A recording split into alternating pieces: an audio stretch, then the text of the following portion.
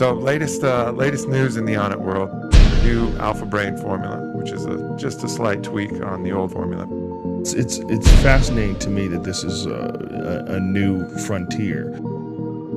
Every single report I've gotten back is positive. All these people that have tried it, I'm getting testimonial after testimonial. I think Alpha Brain's amazing. That was the first supplement I took from them, and just like you hear, I think you feel amazing. Overall, feel great.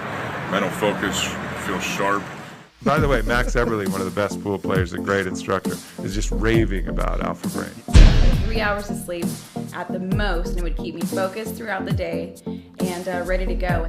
Awesome dreams at night, lucid dreams. You know, my girlfriend Sarah takes it. She was like talking about flying around. I definitely had some pretty intense dreams with it as well. Do you realize their dreams in the middle of them? No, Because I'm doing that all the time now. You know, we put these together in a nutritional supplement, so it's just another tool in your kit. All right, because I'm like, oh, this is sweet. Because I feel like, man, pretty focused. It's pretty awesome. Every night my wife's telling me, you got to stop taking these Alpha Brains because I'm on fire. I'm like 10 o'clock at night and I'm still talking about these ideas. These things are awesome. What we're trying to do is create, concentrated nutrients that would help many different types of neurotransmitters, lift them all up without getting you too out of balance, and then boosting it up with alpha GPC, a very potent bioavailable form of choline. So that's going to raise your acetylcholine levels, which is what accounts for sharpness, acuity, just kind of being on your game. And then for the dopamine mechanism, we're using L-tyrosine, which is the basic source amino acid for L-dopa, instead of mucunapurines. Much more, research behind L-tyrosine, and it just seems to be a preferred ingredient for that. And instead of the supplemental GABA, we switch that out with L-theanine, which is actually why when you drink green tea, you don't get that kind of hyperactive feeling that you do from coffee necessarily, because green tea contains natural L-theanine, which is related to the GABA mechanism and kind of keeps you from getting too hyper.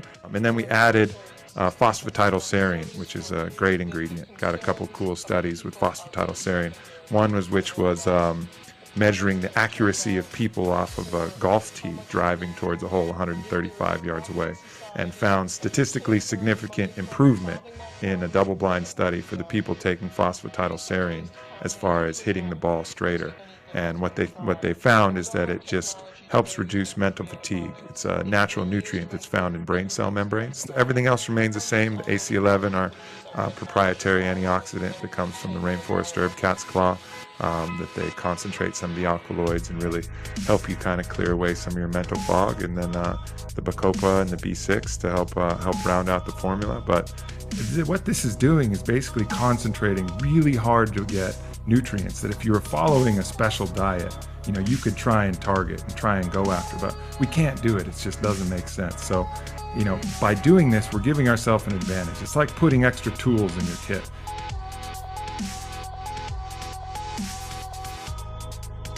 Best Alpha Brain advertisement ever.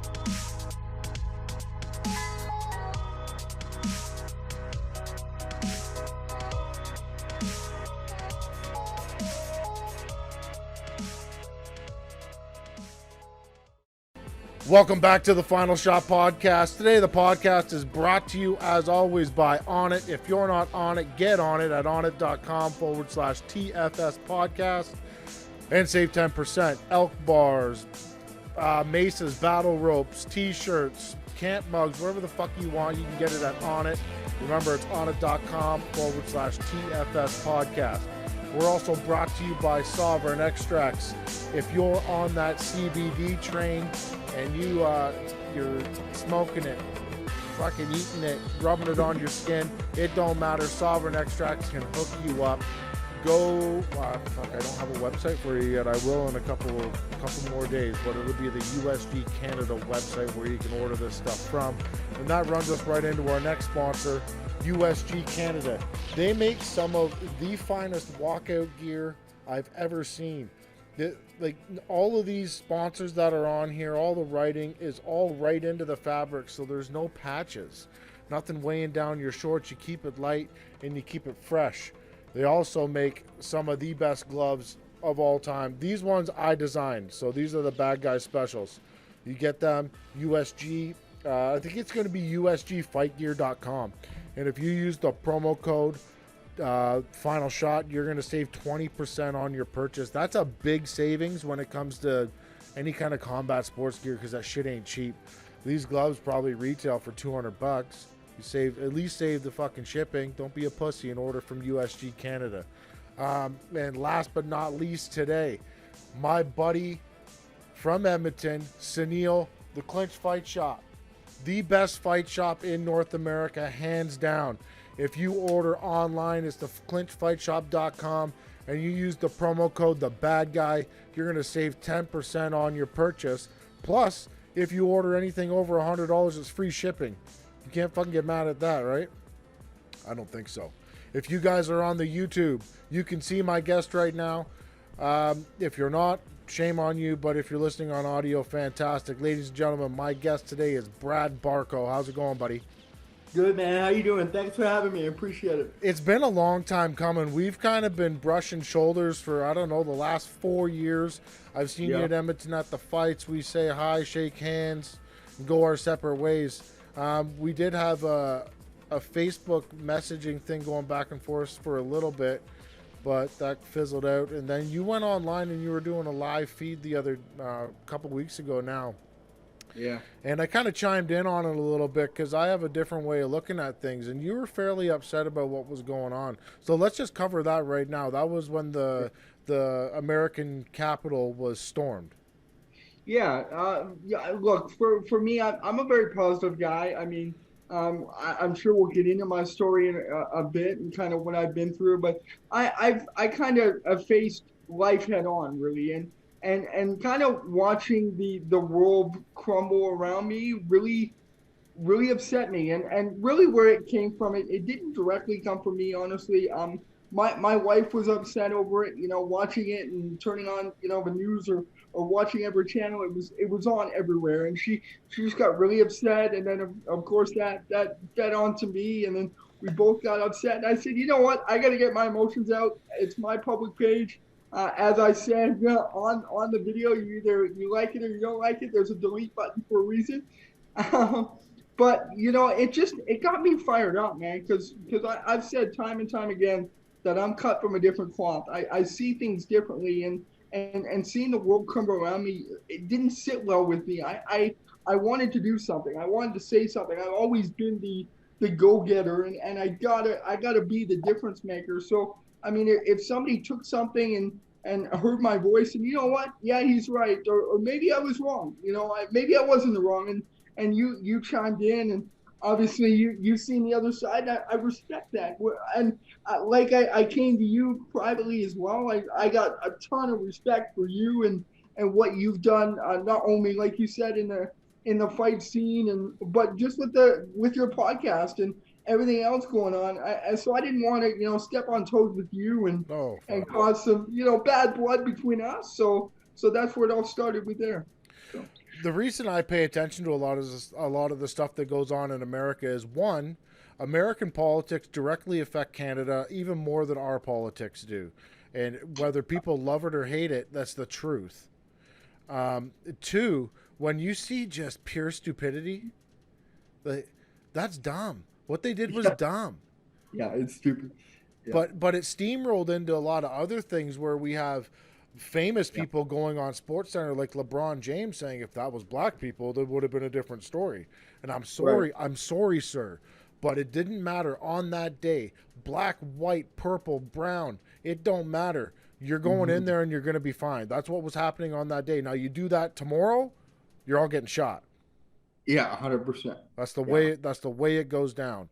100%. That kind of stuff shouldn't happen. Like it's 2021. No. We should have evolved a little bit further than doing dumb shit.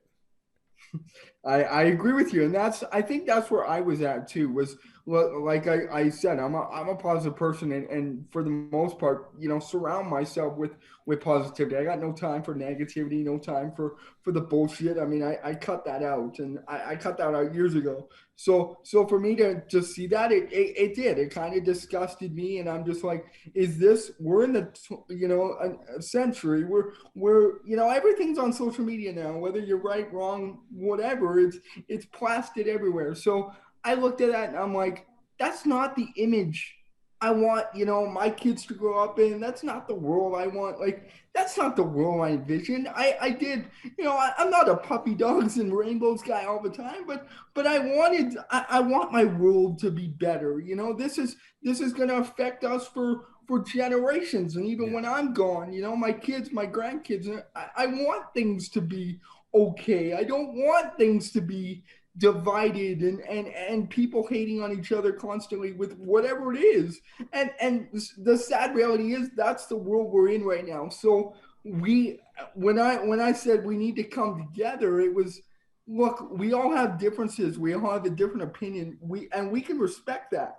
But let's draw the line where instead of attacking someone online or in person or whatever the case may be, maybe like see the other side, see their point of view. Hey, I get it. I understand it. This is where I'm coming from. Let's agree to disagree and let's patch some things over and move on. Let's not sit here and bicker and because what's that doing? Really, that's not doing anything. Yeah, maybe you prove a point or you destroy something for 10, 15 minutes or you get your hour of fame, but eventually it caught up to you. Those idiots got arrested and everything else, right? So eventually it catches up to you. And I'm tired of it. I want, and I believe the world and we deserve better. See, now if that happened on a TV show, it'd be all right. Yeah, no kidding. Yeah, you're absolutely right. Yeah, for sure. But when you sit back and you watch dumb stuff, you're like, oh my God, that's stupid. You actually have to think like, okay, we're still primitive animals. Like, I go and I pay $69.99 to watch people punch each other in the face on TV. I cover I cover a violent sport where people are getting hurt. So realistically, have we evolved that much? Not really. No. So you got to look at it. People make dumb mistakes, and people listen to stupid people, and that's how you got to chalk it up to. And you got to find the humor in these things sometimes too. Like that moron that was wearing the Viking helmet. That's funny. Yeah. I'm sorry. That's funny. Yeah. I laughed. I had a giggle for sure. But anyway, moving on. I see a whole bunch of stuff in the back wall. We got Wayne Gretzky, Connor McDavid. Elway, you're a jersey collector. You love sports. I do. Yeah, I'm a sports fiend, and really, I went to school for sports. I went to school for radio and TV, and that was kind of my thing. I wanted to be the Gene Principe. I wanted to be the first guy with a disability to be able to cover a live sporting event. And I always tell this story. Well, people ask me, well, why aren't you doing it now? And I realized when I got out, one, that traveling from shit town to shit town to shit town to shit town to shit town, living out of a suitcase in a disability wasn't feasible. I needed to be close to, whether at that point it was close to my parents if I needed something. I needed to be close to friends. I needed to be close to government support. If I'm in the middle of butt fuck nowhere, what am I gonna do? Yeah. Right? So I sat back and I realized the world was bigger than just me. I needed to make a bigger impact and make a bigger difference. And so that's kind of why I stepped away from that. But I'm an avid collector. As you can see, I still got probably 12 jerseys that aren't up on my wall. Me and my wife fight for wall space all the time. In a brand new condo. We just bought this place downtown Edmonton, but I had to make it feel like home. I put some stuff on the wall, and I'm going to continue collecting until I completely run out of space.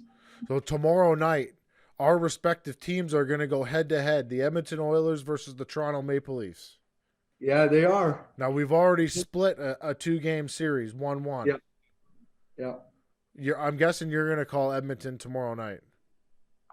I would like to think so. The last couple of games, I haven't been pretty, and the Leafs have been hot. especially the 2-game sweep against Calgary. Thank you for that. No problem. Because I hate Calgary even more than I hate Toronto, and to be honest, arguably, probably realistically, I see a split.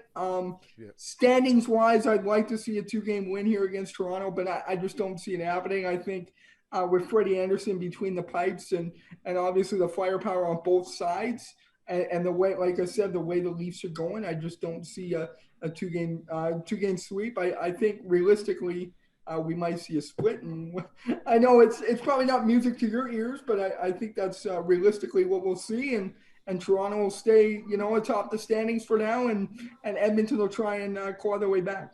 So. When I look at the Maple Leafs team right now, I see a throwback team. Yeah, it's very gritty, and they have a grinding style, which I come from. I was born in 1982, so I grew up watching Matt Sundin and Doug Gilmour, and Wendell Clark, and these guys are grindy, gritty.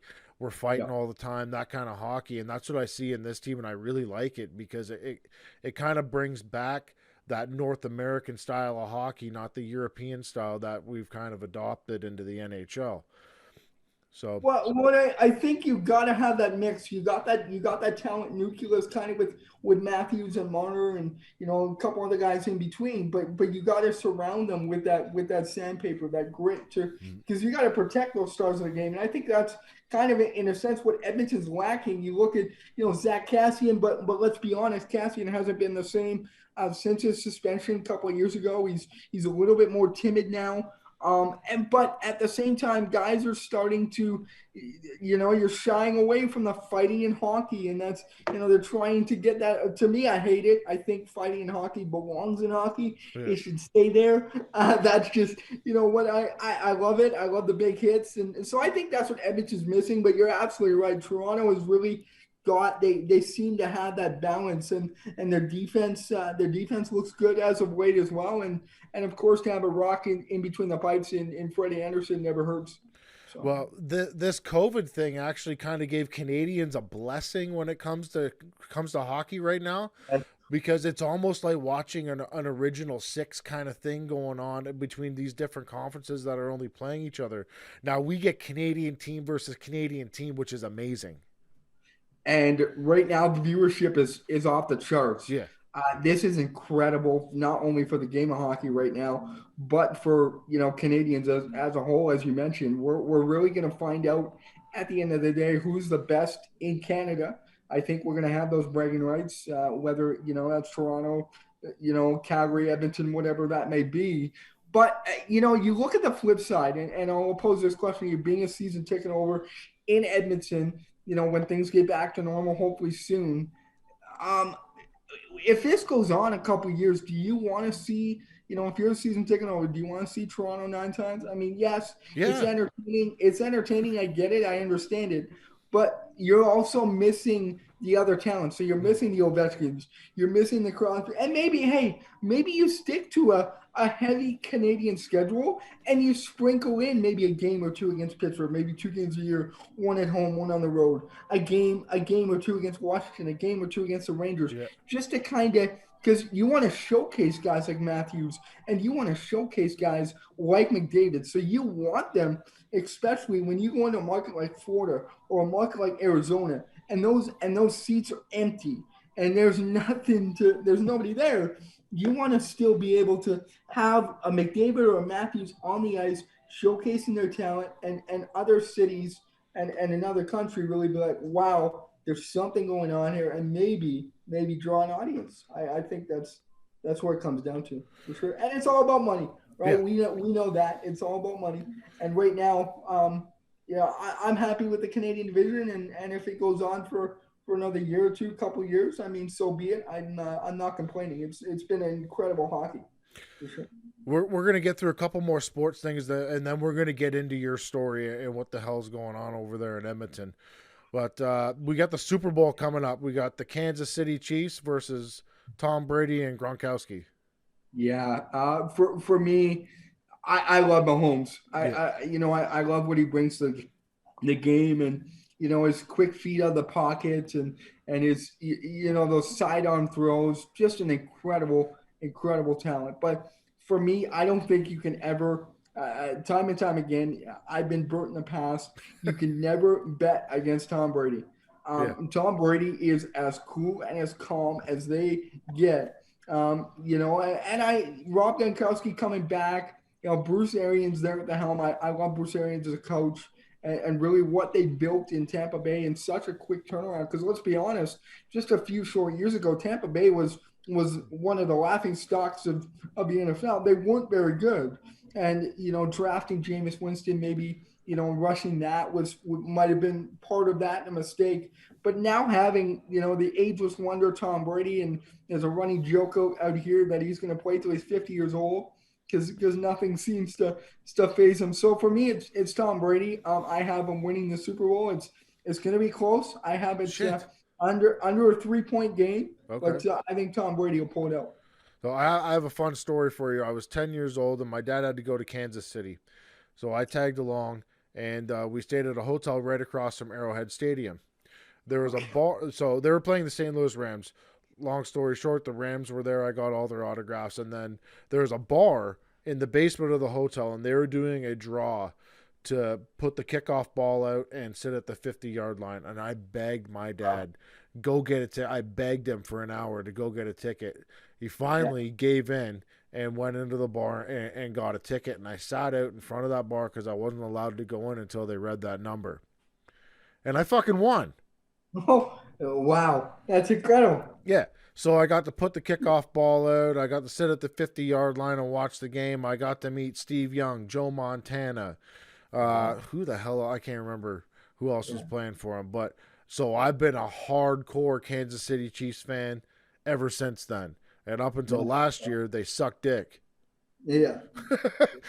Well, and now with Patty Mahomes, I think that's that's a bright future there, and they built something over there that they can for the next at least few years they can be proud of, and a young talented guy like Patrick Mahomes to lead the charge. So that's a great team to cheer for, especially now. I'm a Broncos fan. Yeah. So last big one was Super Bowl 50 with Manning, and I crazy quick story for you. I know I'm really good friends with the Robitaille in Los Angeles. We do some charity work together. So I went down, and I remember Luke calling me, a night before I went down. He goes, "Hey, do you know who's in town the same weekend?" And I said, "No, I haven't really looked."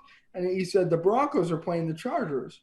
And obviously he's got connections in LA. So he goes, "Well, why don't you come down and watch him play?" And of course, I'm not going to say no. Long story short, I ended up in the box. Somebody tapped me on the shoulder, and my wife was in on this. Somebody tapped me on the shoulder 15 minutes before the game.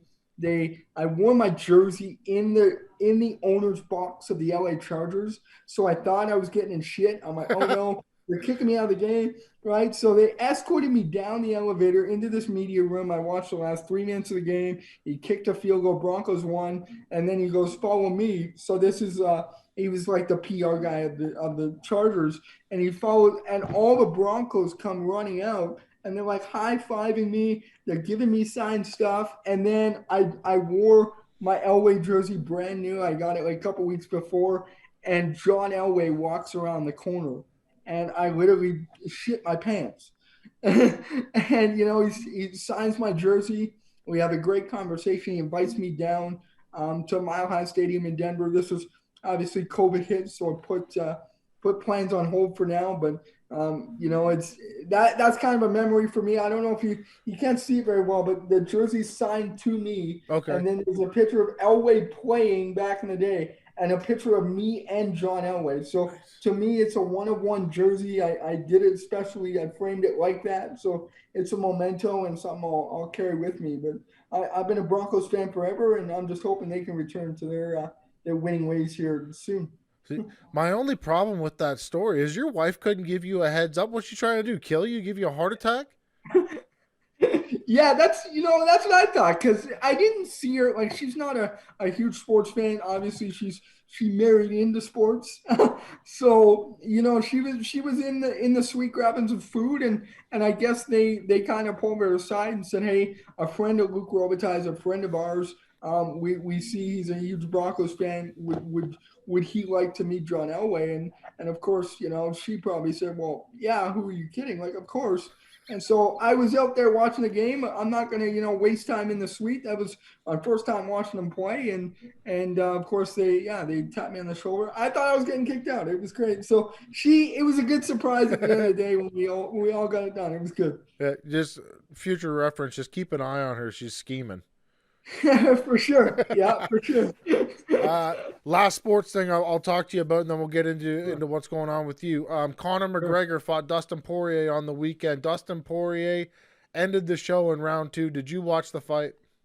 Absolutely, I did.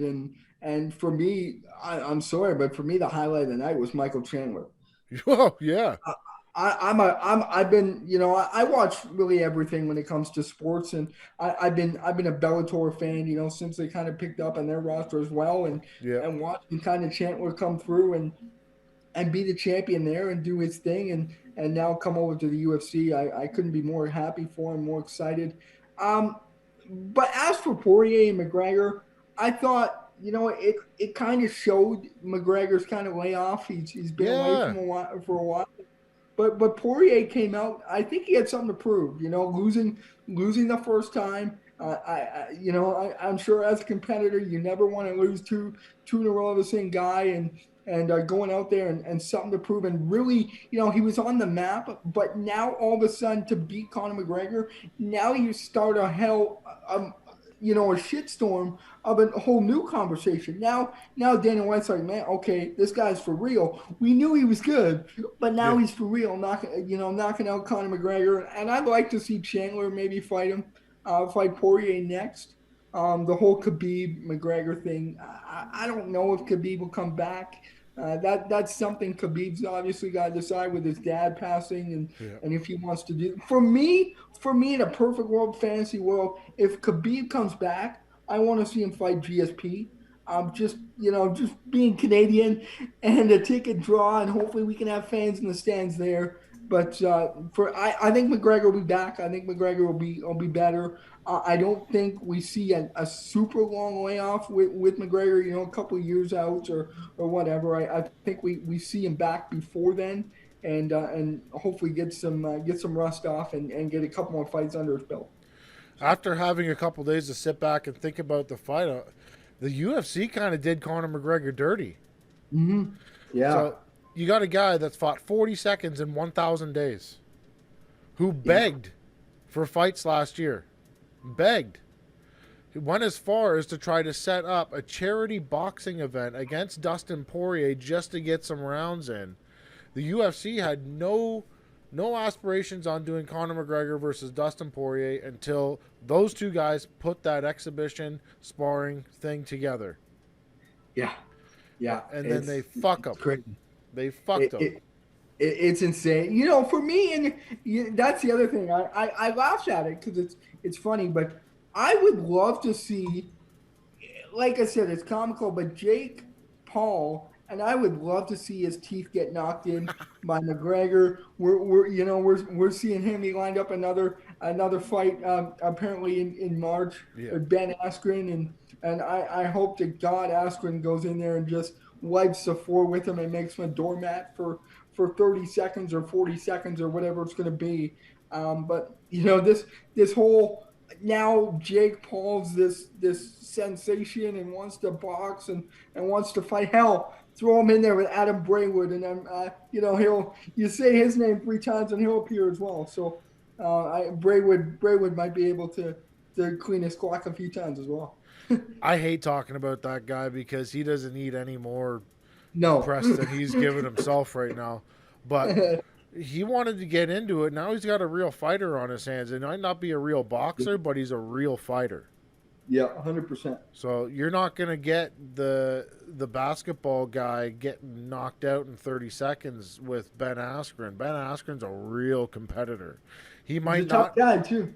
He might not have the best hands on the planet, but trust me, it's going to be a real fight. It's not this, 100%. It's not this pussy shit anymore where you're fucking around with basketball players. No, I agree. Yeah. Fuck him I anyway. can't wait for it. If Jake Paul wants to get it, he can knock on my door whenever he wants. There you go. You heard it here first. Yeah. Breaking news. He won't knock on my door anyway. I don't have a big enough name for that idiot. You can go knock on his door. I would love to. But anyway, so your story is it's kind of heavy.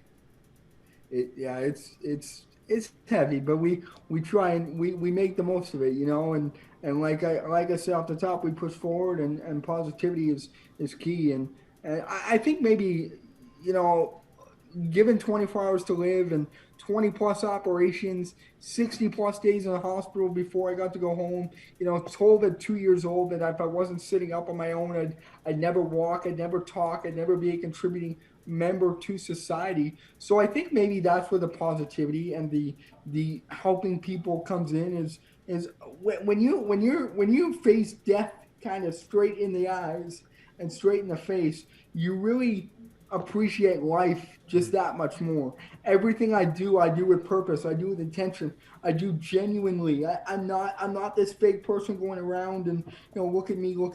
I'm a genuine human being, and for those that know me real well will tell you the exact same thing.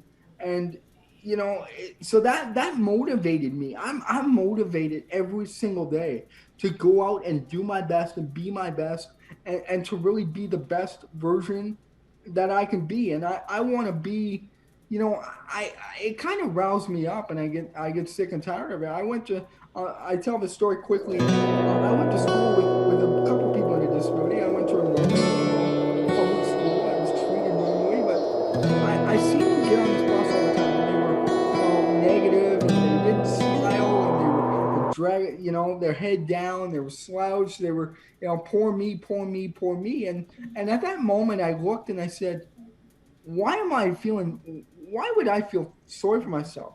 These are the cards I was dealt.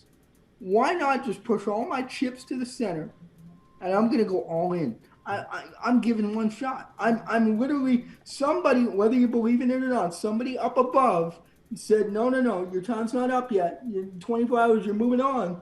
So somebody upstairs gave me an opportunity, gave me a shot. And even though I can't use my legs properly, he sure as hell gave me a voice. And I, you know, I'm driven to use that voice to make change and to, you know, look, people with disabilities aren't, you know, any different. We shouldn't be treated different. You know, there's so many people that with disabilities that, not everybody, but there's a certain majority that want to sit at home and collect a government paycheck, and that's their life. And they're okay with that. For me, I wanted so much more. I said, wait a sec. I said, what if I can go out? What if I can build a life, you know, get married, now own my first home, run a, you know, in my eyes, a successful business, helping people, you know, changing the world, doing the right thing every single day, every single time. What if I can go out and I can achieve massive things? I can achieve some goals. And they weren't just goals for me. I got this massive goal to make $1 million by 30, and people always stop me. They go, Brad, you're crazy, you're nuts, you're out of your mind, $1 million. But it's not to say, Tanner, look at me. I got all this. I got these cars. I got this house. I got, you know, all the money in the world. That's not it. For me, my goal, my end goal here is to, one, retire my parents. I want to make sure that they're taken care of. You know, they got a cabin on the lake somewhere in Ontario, and they are taken care of. I want a family cottage. But number two, my biggest thing, I want an entire cul-de-sac, an entire community of disabled housing, elevators, ramps, everything put in them, everything paid for, nurses, doctors on site, whatever they need, completely paid for. And I want people with disabilities to just be able to live and live life on their terms. And I want people to look at me, you know, little kids growing up and with disabilities or wheelchairs, and say, if Brad can do it and achieve all the goals and you know, give back to his community, why the hell can't I? and I'm here to set an example. I'm here to. I don't want to be remembered for 24 hours when I die, or a week after I pass, or whatever. I want to be remembered for decades. I want people to carry on my name, and I want to, but I want to be known for selfless reasons, not selfish reasons. Right? I want to give back. I want to make a difference, and that's I launched a foundation last year. We're helping people with disabilities, and there's an individual in Edmonton who needs an elevator put in his home. The family went to the government. It's going to cost them 85 grand to put this elevator in the home, and the government basically turned around and flipped them the bird and said, "Fuck you, you're on your own." Wow. And I heard this. They're in my same wheelchair section with the Oilers season tickets, and I heard this, and I became really good friends with the family, and I said, we want to help out, whatever that may be, whether we raise 10 grand, 5 grand, 15 grand, 80 grand, I don't care, but whatever we raise is going to go to you and help your family and help the community. So that's what we're working towards now, and just making a difference, man. That's the biggest thing is living life first on my terms, but living life with a purpose. So many people walk around aimlessly, and there's no direction. They don't have goals. They don't have ambition. They want to sit here and binge watch an entire Netflix series in 2 days, but they don't want to get up and go do anything, right? So it's important to have goals. It's important to have motivation, and for me, my wife motivates me every single day, and my family. I want to be able to be that person, and my family tree wasn't the greatest. I didn't come from wealthy parents. I didn't come from no silver or golden spoon put in my mouth. But I always tell people when I speak and motivational speaking, I always tell people that it doesn't matter where you come from. I don't care if your parents are drug addicts, alcoholics, you come from millions, whatever the case may be. You can change. Your family tree starts with you, and you can shake that family tree for decades, for generations beyond belief. But it's all up to you, and it's all up here.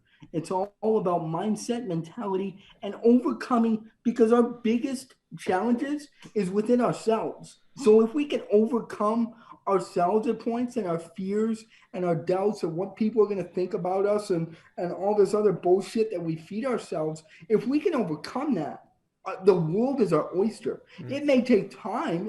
It's not going to happen overnight. But I don't have fears of. I don't go to you, Tanner, and say, "Oh, I wonder what Tanner thinks." I hope Tanner thinks I'm a good person. Tanner, I hope you do think I'm a good person.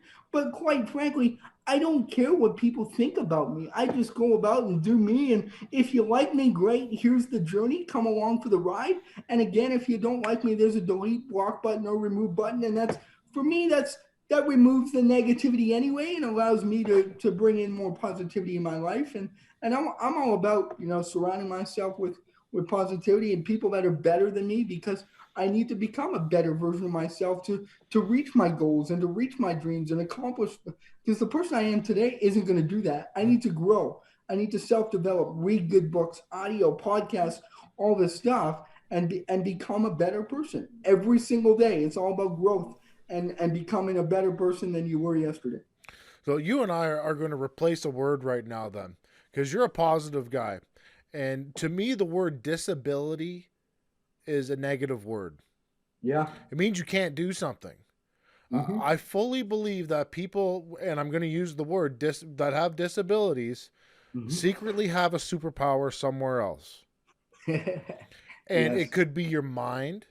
It could be your voice. It could be painting. It could be drawing. It could be mathematics. It doesn't matter. When somebody's blind, you know what sense is enhanced? Their smell.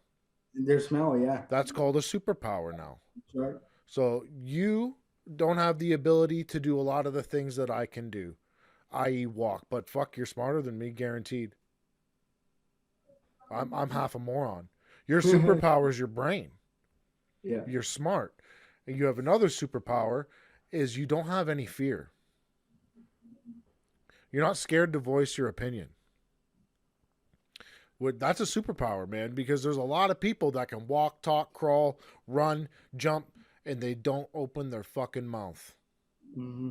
Yeah, I So agree. we're going to replace the word disability with something else. I How about my disability is my superpower? That is my ability to It go is. out. My disability is my ability. Yeah, exactly. There you go. Yeah. So I don't want to shit on the word disability either, because there are people out there that do have a legit disability that 100%. that can't move from the neck down. Mm-hmm. And Yeah. and that word should be in play with people like that. But you have the ability to do anything you want. The mind's a powerful thing, man. The Exactly. mind is a powerful, powerful thing. I mean, so many people, I see it even with certain family members, because people are like, well, some of my family's negative. How do I get away with that? I said, look, you can't eliminate your family, but you can sure as hell spend less time with them. Mhm. I don't care if you see them once a year at Christmas. If they're negative, get the hell out of the room, right? It's so many, like, if you want to attract positivity, go out and attract positivity. It's not I'm not friends with, and this is a popular belief, and I'll tell you this is somebody told me the other day that I should stop being so positive. And I also get told, I laughed by the way, but I also get told is, Brad, you're only friends with John Elway or Luke Robitaille or all these guys because you're in a wheelchair. And I call bullshit. Because I'll tell you why. I go out and I seek that. I want that, and I'll tell you why. They got the life that I want to live. So I go out and I seek that. Okay, they're giving back to charity. Okay, how do they do it? They're living in a nice neighborhood. Okay, how they do it? I want to pick their brain until their brain becomes incensed in me. The parts of them become who I want to be. And I take the good parts, I leave the bad parts out, and I take the good parts, and we run with it. So many people are afraid of of the unknown, and all your goals and dreams and everything you want to achieve is all outside your comfort zone. And so many people don't want to leave that comfort zone because they're bubble wrapped. Oh, what are people going to think of me? Oh my God. Oh my God. I'm starting this business. People are going to think I'm crazy. Yada, yada, yada. Look, I was 21 years old. 21 years old. I started a financial business. Do you know the amount of scrutiny that I had? Brad, you're nuts. Brad, you're crazy. What do you know about money and finance? Brad, you're nuts. I had to guess what, and I just didn't. I had to go get licensed. I'm backed by the Alberta government. I carry a legitimate license, and people were shitting. I'm like, hey, I'm just here to change the world. I'm just here to provide education and awareness because upon popular belief, your bank is not going to tell you what they want you to hear. They're going to sell you what they want. So for me, I go up there and I provide education. I don't sell things. My voice and my products do the selling for me. I don't need to sell things. If I'm genuine and upbeat, then that's all I need to be. People are attracted to that, and I'll continue to be that. I don't care if you know what, and you don't like my positivity, man. There's a door. You have a nice day, and I'll see you at the top. So forgive me, but why are you in the wheelchair? What is the challenges? Oh, sorry, I didn't mention that. I was born. I was born with a disability called cerebral palsy. Okay. I'm almost 16 years old. Basically, long story short, I was born in a dry sack, so there was no liquid or fluid in that sack for me. So lack of oxygen to the brain, it shut off a few things in the brain. I came out. I was so small, Tanner, that I could fit in the palm of your hand. Good. That's how small I was. Like I said, was given 24 hours. They rushed me into an incubator right away, tubes and everything. They found a cyst in my brain that bled as well. It's non-active, but that thing's like a volcano. It can erupt tomorrow. I would not know about it just because of the spot on the brain, and I could be gone. So this could also be the last conversation I can ever have, and that's where my mentality in life comes from. Tomorrow's not guaranteed. Tomorrow isn't promised. Today is my only day to go out and prove to the world that I belong in conversations, that I deserve to be, some of the best in the world. I deserve to, go and give back to my community. And so every day I just try and lead by example put my best wheel forward, so to speak, and just keep going, man. And hey, if I speak to a room of 500 and one person walks out of there with something with a tangible takeaway, then my job is done. And I've always said that I don't care if 499 people don't like me or don't like what I have to say, but if I can impact one person in that room, then that's one person more than many, and my job is done, and I'll continue to do that until my number's called. So you're doing these Zoom things too with some people. We have a mutual friend, Brady Leovold. He's been involved in a few of your Zoom. What exactly are these? So when COVID came around, I noticed a lot of negativity online. Whether it was the election or whether it was you believed in COVID, you didn't believe in. Everybody was kind of negative towards something.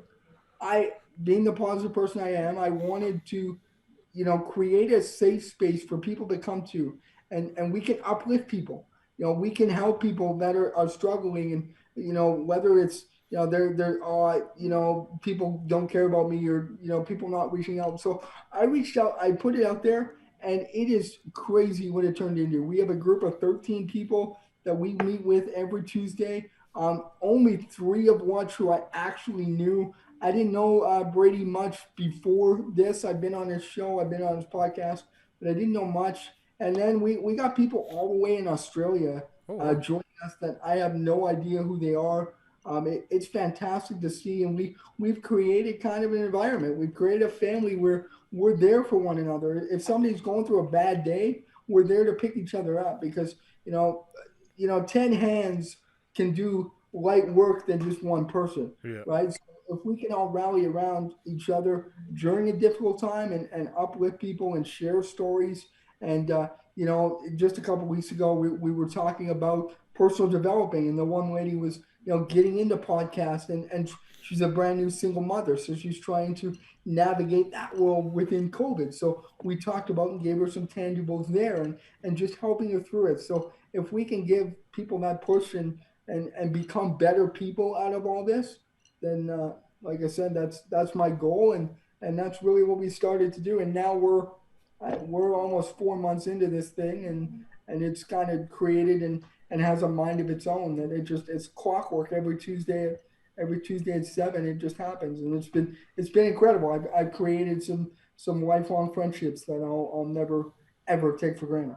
So with cerebral palsy, what exactly is it? Is it the mind that it, like the brain that it affects? I don't know if you're able to stand at all or walk. Is it something that you try to do? Yeah, so I have a form of CP. It's mild CP, so cerebral palsy, and severe spasticity. So what that means is my bones grow faster than my muscles, so my Okay. muscles have a hard time keeping up. So all that does is it makes it tighter and harder to move around, Okay. especially in cold weather. When there's a storm coming, all that stuff. But as you can tell, my left side's very mobile. I'm left side dominant, so I can make a fist. I can straighten a wave and all that stuff. But you notice my right hand Yeah. is it doesn't work as properly or as it should. So it's my right side's affected more than my left side. It just all it does is makes things a little bit more difficult. I can stand and Okay. and walk short distances. But home alone, like if my wife's at work or something, it's a lot safer being in the chair. Yeah. If I do need to get out of the condo building, if there's a fire or something, I'm a lot more stable and a lot more secure Okay. in my wheelchair. But we can't get you on like some steroids or something. I'm sure we could. I've never tried. I mean, I've been in the gym working out, and it obviously helps loosen things up. But Okay. it's a type of disability where it doesn't get worse, it doesn't get better. It's not hereditary. So when I have kids, chances are I'm 99.9 that my kid's going to be perfectly normal, and do whatever that they want to do. So it's nothing crazy like that. It's something that, like I said, I've just grown to live with, and Yeah. and it is my superpower, and it is I this is the way I overcome things, and there's different variations of it. So it gets worse. Like People there's certain people with CP that are tube fed, 24/7 Yeah. care, all that stuff, and then there's the other side where that you can walk and you're fully moved, but you walk with a limp. It Okay. affects just your muscles shortly. So I'm kind of somewhere in the middle. I'm just thankful that I have my voice and I'm able to use it and grow something for positive change. You mentioned children. Do you have any? No, but it is in the plans. Okay. It is. Yeah, yeah. So I've been married now 5 years, 2016, and we, like I said, just bought our first home about a year and a half ago, and kids are in the plan here within the next year to 2 years for sure. Yeah. All right. Well, I got two kids, so good luck. Thank you. I'm coming to you for advice. Yeah, right. I have a 10-year-old, and then I have a 16-month-old son. Oh, wow. Congrats. So there's a big gap in age. It's kind of weird, but they get along great. That's awesome. That's all you can ask for is Yeah. that they get along. Me and my brother are 5 years apart. I'm the oldest, and I found that to be kind of the perfect gap Yeah. that they were watching him grow up and do things, and that's another part of the reasons why I do what I do is, I want him to grow up and be a good human being and to show him that it's not hard to be nice to people. Yeah. You can be an asshole to people, and that's your choice. Everything you do is a choice, right? So I just try and set example, and I'm super proud of my brother, and he's played professional baseball in Kelowna for many years. He's back home in Edmonton now, but super proud of just my family, and I think um, my biggest kind of driver though is my parents. My dad walked out on me when I was 12 years old. He told me I was too much. Yeah. Literally, his words. My disability was too much. He Wow. couldn't have it anymore. And my stepdad came in. I was 1 years old. My stepdad came in kind of an unknowing situation. He really didn't know what to expect, and he's been there every step of the way. He's been through every surgery. He helped me graduate and put me through college and all that stuff. And I'm just super blessed and super grateful to have two great parents that did a wonderful job, that showed me the right way and showed me the wrong way, and I chose the right way, and here we are. And it's I got my best friend. Quick side note: one of my best friends passed away of cancer. I was 16 years old, and at that point I did become depressed because I said, why him? Like, why him? He had so much to live, yada yada. He played sledge hockey as well, and he was on the Canadian Olympic team, Vancouver Olympics. Uh, Wow. he passed away, a year shy of the Olympics, so he didn't get to live his dream. And that's another person I live for. I'm not living just for me. I live for two other people now. He didn't get to fulfill his dreams. He didn't get to fulfill what he wanted to fulfill. So he's on my chest. I got him with me, a tattoo, and I'll continue to carry him with me until and we'll conquer the world together, man. Do you ever get into contact with your biological father? Yeah, I have been. Yeah, I did. He got invited to the wedding Okay. and stuff, but just lots of animosity there. Yeah, Um, man. Fuck. I got his animosity towards him.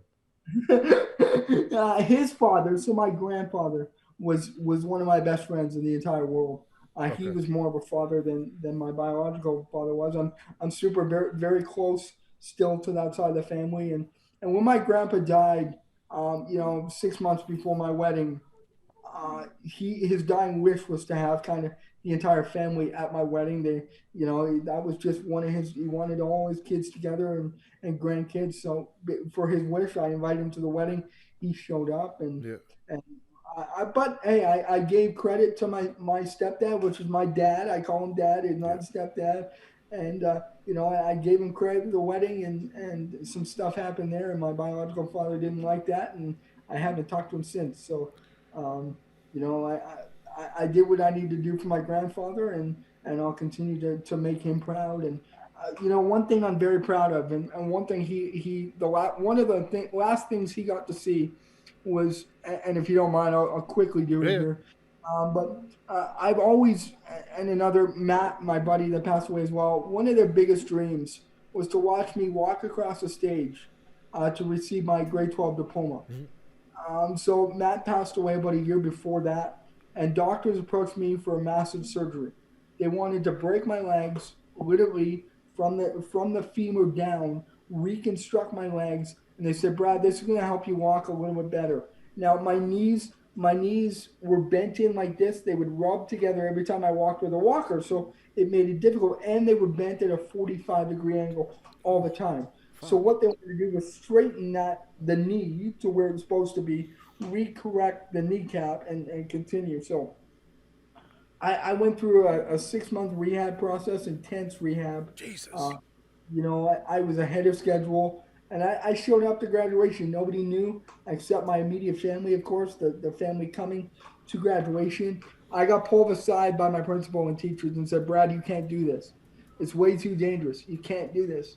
And I looked at them. I said, "Fuck you. I've not put 9 months into this Yeah. to not do anything now." So what I did, I compromised. They had a small ramp or an elevator lift thing to go up to the platform, to the stage behind a curtain, and then I'd walk out. I said, "Okay, no problem."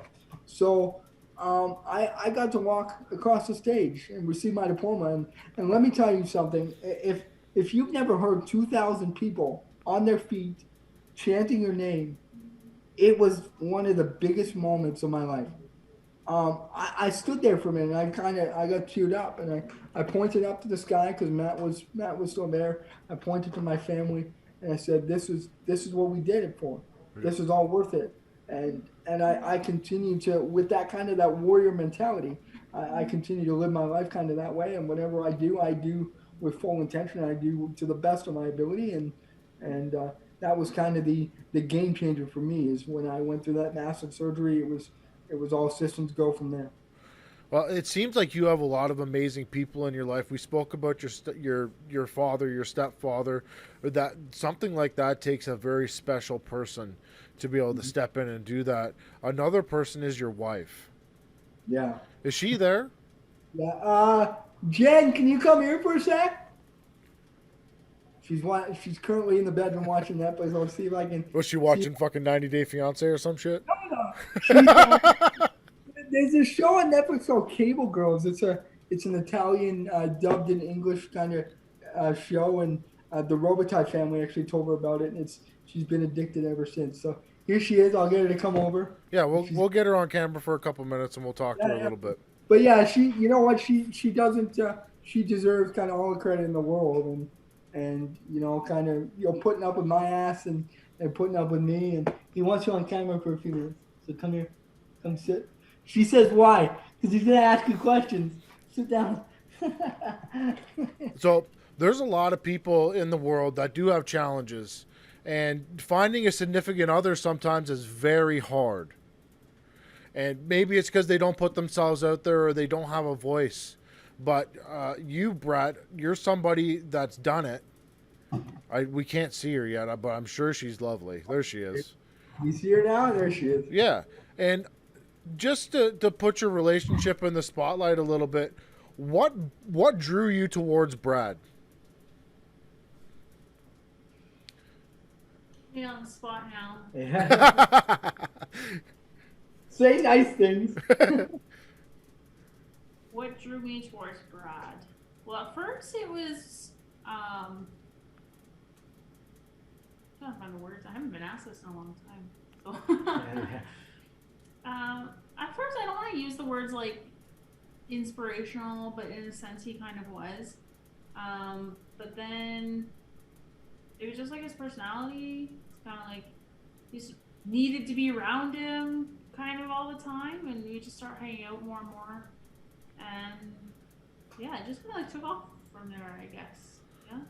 You agree? Okay. Yeah, 100%. It's been a long time since somebody asked me that, so I had to really think about it. So yeah. I could see Brad chasing you around though too. A little bit, yeah, for sure. Absolutely. So is this a high school? Is it high school that you guys met, or is it after high school? No. No, I grew up in Ontario, so I didn't meet him until after I moved out here. And it was an online dating app. Okay. Oh, yeah. Where in Ontario are you from? I'm from Barrie. Okay, I was born in Peterborough, Ontario, so not too far. Yeah. And now he's got you dragged out to Edmonton, Alberta, where it's freezing. Well, we didn't know each other. I didn't move out here for him, so nobody get that. I moved out here because I'm a carpenter by trade, and so I didn't necessarily have enough work in Ontario, so I moved out here. Like everyone else, I think that moves out here in pursuit of like a trade and work and things like that. So I didn't meet Brad till I think it was like 2 or 3 years until after I moved out here. Yeah. Yeah. So that's what you're doing now, is you're carpenter? Among other trades. Okay. Laid off at the moment, but hoping to go back into it. So, yeah. So you're telling me you're out there busting your ass all day on a job site and you got to put up with this guy all night? That is true. Yep. Well, that's amazing, because a situation like this, and I don't even want to call it a situation, but it can give a lot of people hope that they can find somebody. There is always somebody out there for somebody else. And I think it's amazing, so congratulations to you both. Thank you, I appreciate it. And, yeah, you know, it's not that we want to be an example for others. I mean, like you said, it does give people hope. And you know, we've had our own challenges where, you know, when we first started dating, we would go to West Edmonton Mall and hold hands and whatever, and people stare, and people still stare. And we told a joke one time, and I was gonna buy a camera for somebody and give it to somebody staring. I said, "Here, take a picture because it lasts longer, and I'll sign it for you, and you can remember me." Right? So, yeah, just those challenges, but obviously you overcome those, and now it's, you know, you brush it off. It is what it is. People are people, and I don't even notice that anymore. Yeah, you don't even see it now. I'm a real prick though, and I'd take a picture of them staring. I'll sign it for you, bud. You're good. just take a photo of them. Jen, you can go back to your show if you'd like it, whatever you're watching. I'm sure she doesn't want to sit on here with my dumb ass all night. So that's cool, man. You found a significant other. You guys are, I'm guessing you're working on kids like crazy.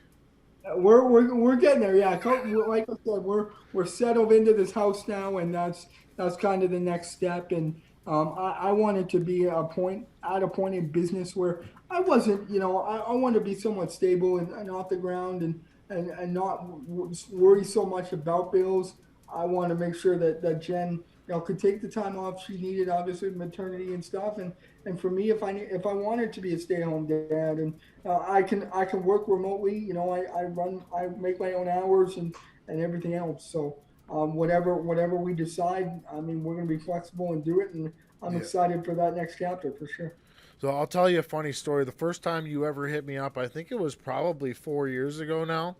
Yeah. You slid into my DMs on Facebook. You're like, "Hey man, you want to make some money?" I was like, "Who is this motherfucker trying to honey dick me into something?"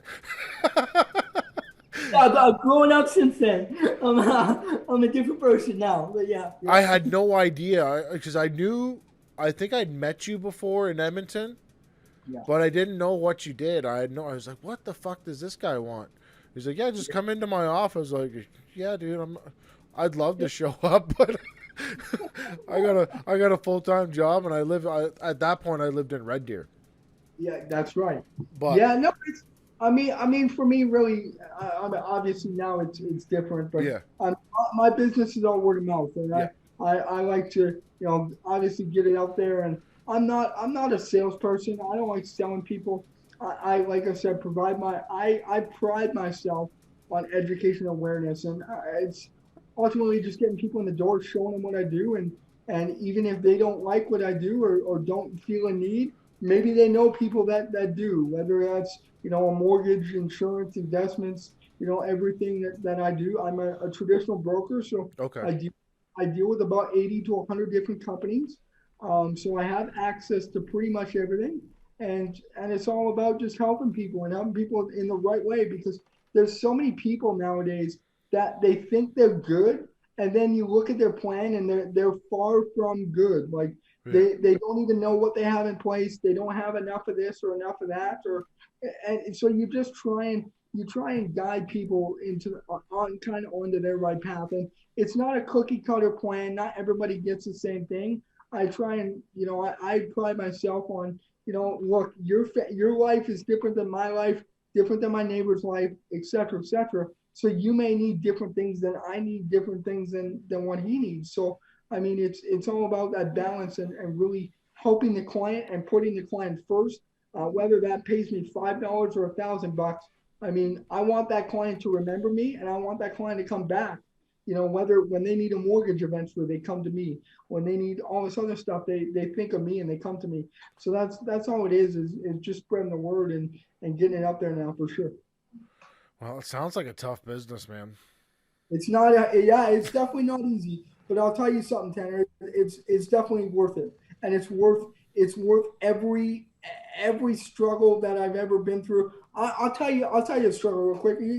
I've struggled in life. Obviously, we talked about, but writing the exam, like in order to get paid to do what we do, you need to be licensed. Like you need to go through a government course. You need to go through a background check, make sure you're not a frauder. All this stuff, like it's an intense kind of thing. So once you get through that, you need to go write an exam. And I thought it was going to be a piece of cake. Hey, I'm going to write this exam, become licensed. I'm going to make some money next week. It's going to be great. Well, I wrote this exam 27 times. 27 times. But guess what? And I see your face, and that's a lot of people say. I'll tell you what, my goals and dreams were too big for me to fail. I didn't care how many times it took me. I didn't care if it took me 100 times.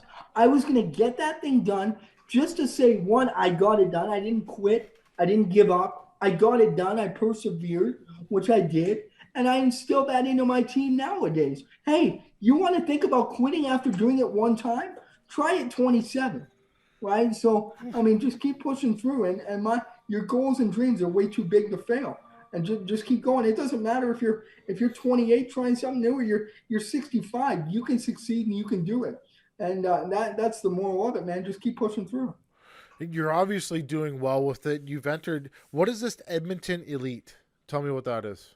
Yeah. So I got inducted. I was 25.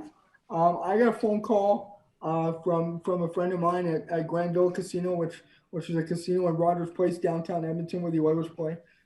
He was running it, and he goes, "Hey, we're looking for inspirational, motivational, and people that are just doing good in the community, giving back.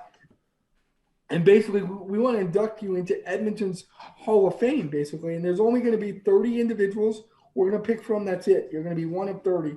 And I said, "Wow, I'm honored.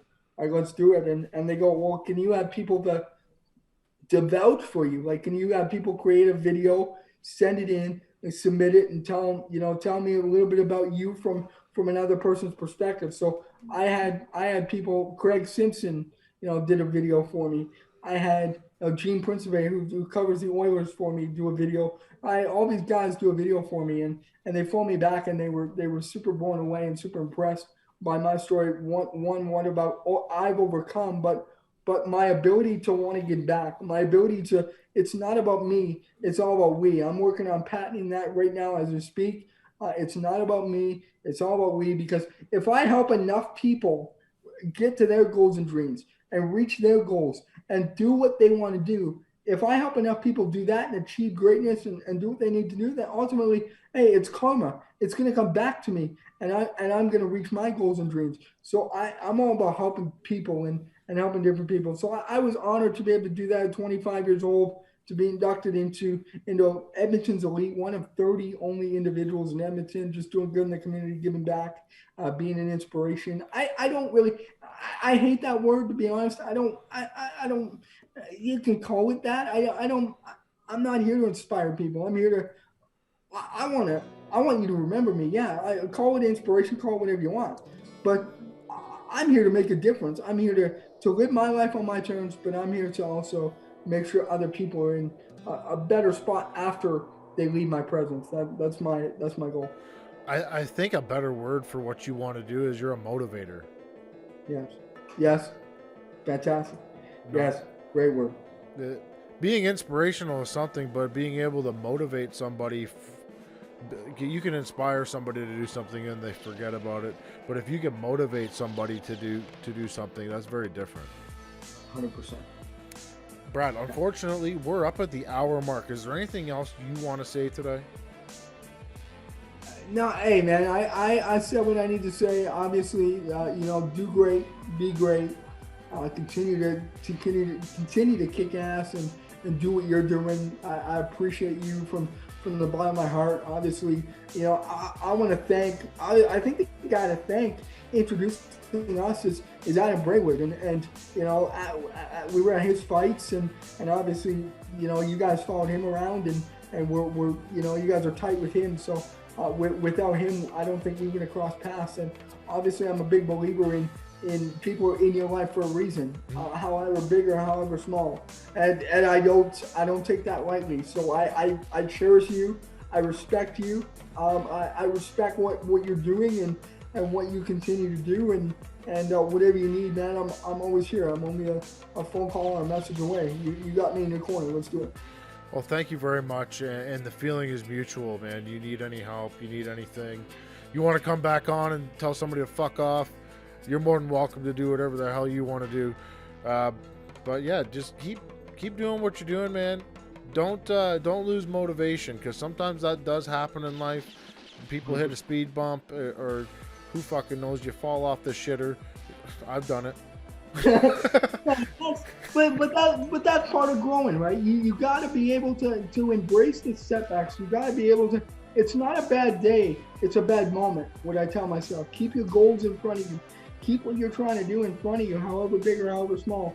As long as those are in front of you, you can accomplish the world. One last thing, Simon Dean, you got to fight Adam Braywood, man. Quit being a pussy. Let's lock horns, man. Let's do it. And Boogie, always I'll be in your corner, man. I can't wait to walk out and be at fights again. Tanner, thank you so much, brother. I appreciate you, and anything you need, I'm here, bro. Let's do it. Let's change the world. Thank you. And thank you to all my sponsors. On it, USG Canada, Sovereign Extracts, the Clinch Fight Shop. I forgot to mention fucking Fleshlight earlier. You know what a Fleshlight is, Brad? I have no idea, but I do now. Oh, there you go. That's the when you're right to sleep, that's what you're doing. Exactly. Fleshlight. Who else? I said USG, right? Fuck. You did, yes. On it. If you guys are going to buy Onnit stuff, it's www.onnit.com/TFS podcast and save 10%. Guys, that's the final shot.